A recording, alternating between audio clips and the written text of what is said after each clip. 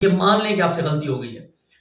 اب اسٹیبلشمنٹ ان کا یہ انالیسس ہے کہ اسٹیبلشمنٹ ان کو دے گی جنوری کا مہینہ، اور وہ کہتے ہیں کہ اسٹیبلشمنٹ نہ تو پہلے نیوٹرل ہے، یہ تو صرف نام کیا تک نیوٹرل ہے نا.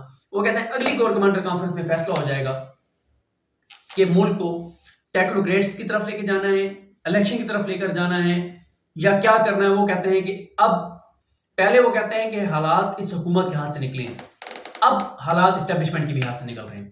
اللہ نہ کرے حالات اس نہج پہ پہنچ گئے ہیں کہ آپ کے ہاتھ سے تیزی سے ریت کی طرح چیزیں نکل رہی ہیں. ٹیکنوکریٹس کی تو گنجائش نہیں ہے آئین اور اس کے حساب سے دیکھیں تو یہ تو بڑا ایک مشکل مرحلہ ہو جائے گا. دیکھیں آئین کے مطابق اگر آپ بات کریں تو وہ مشکل مرحلہ ہے، لیکن آپ کے ملک میں کون سی چیز آئین کے مطابق ہو رہی ہے؟ کیا آئین کے مطابق ہو رہا ہے آپ کے ملک میں؟ آپ کے ملک میں اس وقت جنگل کا قانون ہے. آپ کے یعنی کہ آپ یہ کہہ رہے ہیں کہ جو قومی اتفاق رائے کی بات کر رہے ہیں آرمی چیف، اس کا مطلب یہ ہے کہ معاملات جو ہے وہ قومی اتفاق رائے، کوئی قومی حکومت، ٹیکنوکریٹس کی حکومت، کوئی اس قسم کے فیسز جنہوں نے عوام کے پاس جواب دہ نہیں ہونا جا کے وہ آئیں آ کر کچھ سخت فیصلے کریں، کچھ کریں، کسی طریقے سے استحکام لا کے معیشت کو چلائیں.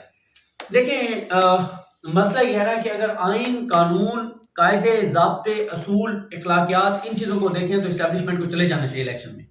لیکن دوسری طرف ایک ضد بھی تو ہے نا، انا بھی تو ہے نا، ایک جنگل کا قانون بھی تو ہے نا.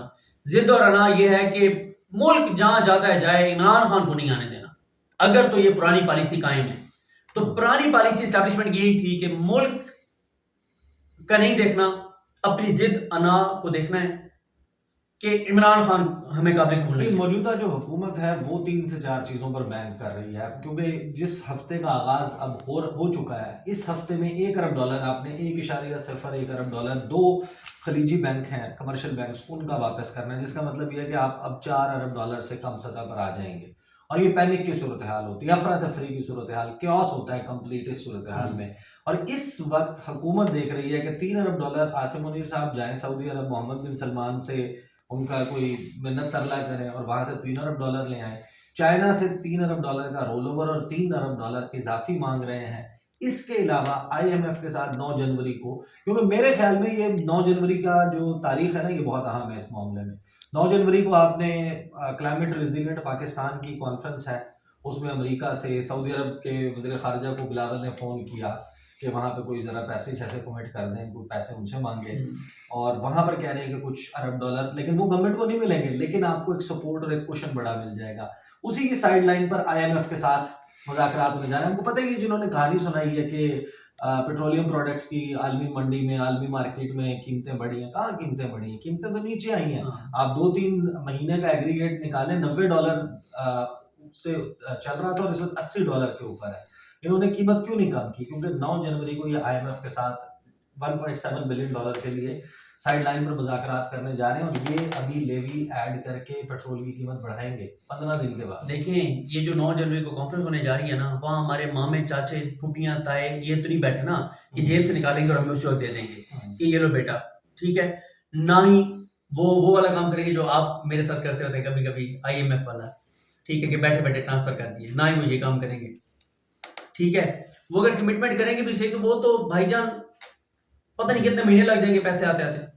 یہ تو نہیں ہے نا کہ اس بیٹھے بیٹھے یار ابھی ٹرانسفر کر دیں، یار بیٹھے بیٹھے آن لائن ہی ٹرانسفر ہو گیا. لیکن وہ جب آپ کو کمٹمنٹ ہو جاتی ہے، اس کی آفیشیل اناؤنسمنٹ ہو جاتی ہے، تو وہ جو ڈیفالٹ کی تلوار لٹک رہی ہوتی ہے نا، وہ اس کا خطرہ. مجھے ایک بات یاد آ گئی ہے، لاسٹ ٹائم آپ نے ویسا کمٹمنٹ کیا اور آپ نے ٹرانسفر بھی کر دیے، لیکن آگے کیا ہوا تھا؟ لکھو آ گیا، کیا لکھا ہوا آ گیا تھا؟ وہ کوئی پرابلم تھا، ہولڈ ہو گیا تھا، ٹھیک ہے. اور کتنے دن لگے؟ تو بات یہ ہے کہ ملک جو ہے نا وہ ہولڈ بھی ہو جاتی ہے نا چیزیں. تو بھائی جان جنوری کا مہینہ فیصلہ کون ہے؟ ان کا انالیسس ہے.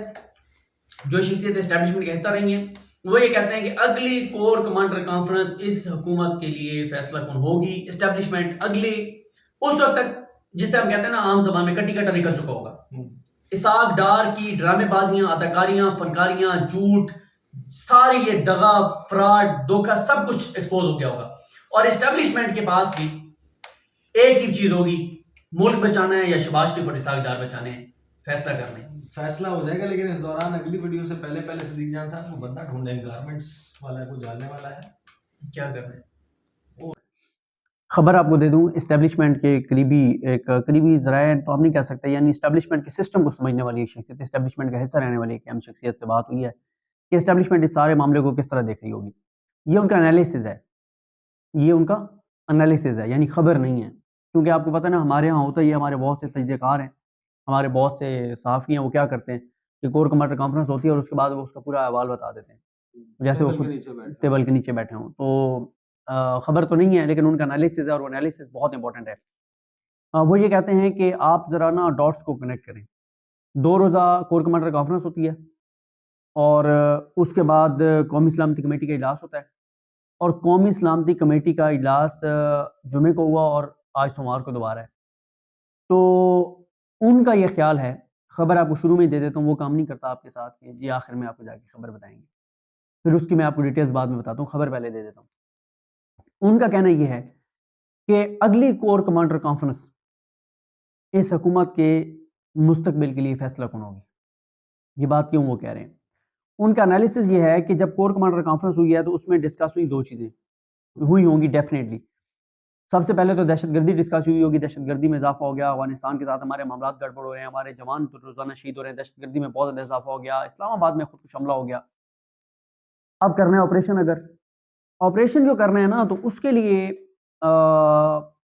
ہوا یہ کہ جب پاکستان کے اور بھارت کے حالات خراب تھے نا، یہ بھی آپ کو خبر دے رہا ہوں، جب پاکستان اور بھارت کے حالات خراب تھے تو آپ کو پتہ ہے ہمارے میڈیا پہ بھی ذرا جنگی جنون طاری ہو جاتا ہے نا، ہمارا میڈیا بھی شروع ہو جاتا ہے اٹھا دو، گرا دو، مار دو، اور کئی لوگ ٹی وی پہ بیٹھ کے کہتے ہیں کہ یہ جو نیوکلیئر ایسٹس رکھے ہوئے کھیلنے کے لیے رکھے ہوئے ہیں، شبرات کے لیے رکھے ہوئے ہیں، اس پہ ٹاکی شاکی ماریں کو اس کے استعمال کریں. آپ کو پتہ ہے اس طرح کا ہمارے یہاں اس وقت فوج کی قیادت کی طرف سے ایک سیکنڈ، جو جنگ ہے نا، جنگ لڑنے کے لیے چاہیے ہوتا ہے پیسہ. 5.82 یہ خبر اگر آپ سن لیں نا پہلے، فوریکس ہے ہمارا، اور 563 ارب ڈالر جو ہے وہ انڈیا کا. اچھا اس وقت میں وہی آپ کو یہی بتا رہا تھا اسی تناظر میں. تو فوج کی قیادت کی طرف سے نہ بلایا گیا میڈیا کے نمائندوں کو، ان کو بلا کے ان کو کہا گیا کہ زیادہ چالاکیوں کی ضرورت نہیں ہے، زیادہ اچھل اچھل کے اور یہ عوام میں ذرا جذبات ابھارنے اور بھڑکانے کی ضرورت نہیں ہے، معاملات ذرا ٹھنڈے رکھیں.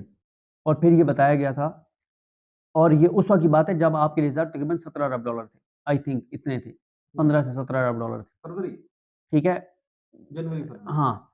تو یا اچھے خاصے تھے ریزرو آپ کے، کوئی اتنی زیادہ پریشانی والی بات نہیں تھی.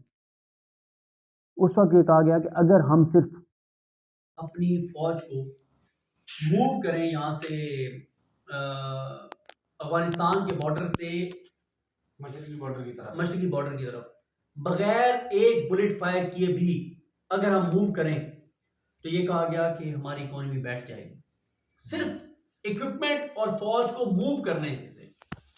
تو بات یہ ہے اب ہے آپ کے پاس 5 ارب ڈالر. جب دہشت گردی کے خلاف آپ جنگ کو ڈسکس کر رہے ہیں اور آپ آپریشن کو ڈسکس کر رہے ہیں تو آپ نے معاشی صورتحال بھی تو دیکھنے ہیں نا. معاشی صورتحال تو سکتا ہے کہ آپ کے ہو سکتا ہے 15 دن بعد تنخواہوں کے پیسے آپ کے پاس نہ ہو. ٹوٹل 29 دن کے آپ کے پاس امپورٹس کے پیسے رہ گئے، یعنی 29 دن بعد آپ کے پاس ڈالر نہیں ہے. 29 دن کی آپ چیزیں خرید سکتے ہیں دنیا سے، ڈالرز 29 دن کے بعد کے نہیں ہیں. اب ان کا انالیسس یہ ہے کہ اسحاق ڈار کو حکومت کو دیا جائے گا جنوری کے مہینے کی ڈیڈ لائن کہ جی آپ کے پاس جنوری کا مہینے چلتی آپ سے اکانومی، نہیں چلتی ہمیں ہاں نہ میں جواب دیں، اور کوئی بکواس بازی نہیں چلے گی، ڈرامے بازی نہیں چلے گی، اداکاری نہیں چلے گی. یہ کر رہی ایئرپورٹ دے رہے ہیں نا، ٹھیک ہے، جو دینا ہے دیں، تن بیچنا ہے، من بیچنا ہے، ملک بیچنا ہے، جو بیچنا ہے بیچیں. جنوری کے مہینے کے پاس آخری، اور جو اگلی کور کمانڈر کانفرنس ہوگی وہ اس حکومت کے لیے فیصلہ کن ہوگی، کیونکہ آپ کو پتا ہے کہ نہ تو یہ حکومت خود آئی تھی، نہ یہ خود چل رہی ہے، نہ یہ خود گھر جائے گی. یہ گھر ایک ہی صورت میں جائے گی کہ اسٹیبلشمنٹ واقعی نیوٹرل ہو جائے، اور اسٹیبلشمنٹ یہ بات مان لے کہ مشکل ہے ماننا کہ ہمارا تجربہ ناکام ہو گیا ہے.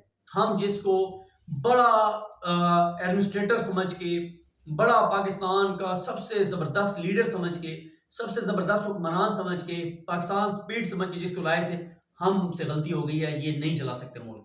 جس اسحاق ڈار نے اپنے ججز کو تھریٹ کر کے اور اس کو حق میں چیزیں کروائی ہیں کہ اس کو گرفتار نہیں کرنا، اور ہر عدالت سے آپ نے اس کو ریلیف دلوایا ہے. آپ रहीम अस्सलाम वालेकुम। शहर इक़्तिदार से मैं हूं ईसा नकवी और मेरे साथ मौजूद हैं सिद्दीक जान। इस वक्त सियासी सूरत हाल बहुत गंभीर है, आपके सामने है, और मुआशी सूरत हाल के हवाले से हुकूमत तो ये कह रही है कि जो भी शख्स डिफॉल्ट के बारे में बातें करेगा वो मुल्क का दुश्मन होगा, लेकिन ये सबको मालूम है कि इस वक्त मुल्क डिफॉल्ट के दहाने पर है। और बात है जनरल आसिम मुनीर पर, वो सऊदी अरब जाएं, सऊदी अरब का तरला किया जाए पाकिस्तान की इस्टेब्लिशमेंट की तरफ से, और इस हुकूमत को अगर $3 अरब का पैकेज सऊदी अरब की तरफ से नहीं दिया जाता तो फिर सूरत हाल जो है वो आउट ऑफ कंट्रोल हो जाएगी। इसी सूरत हाल में एक बयान आता है आर्मी चीफ का, और उसके तनाजुर में हम बात करेंगे इस वक्त जो शहर इक़्तिदार में चहमगोइयाँ चल रही हैं कि मौजूदा हुकूमत, इसके हवाले से आइंदा चंद रोज बहुत अहम है। सिद्दीक जान साहब, कौमी सलामती कमेटी का भी दूसरा इजलास होने जा रहा है, तो मामलात इस वक्त क्या शहर इक़्तिदार में चल रहे हैं? खबर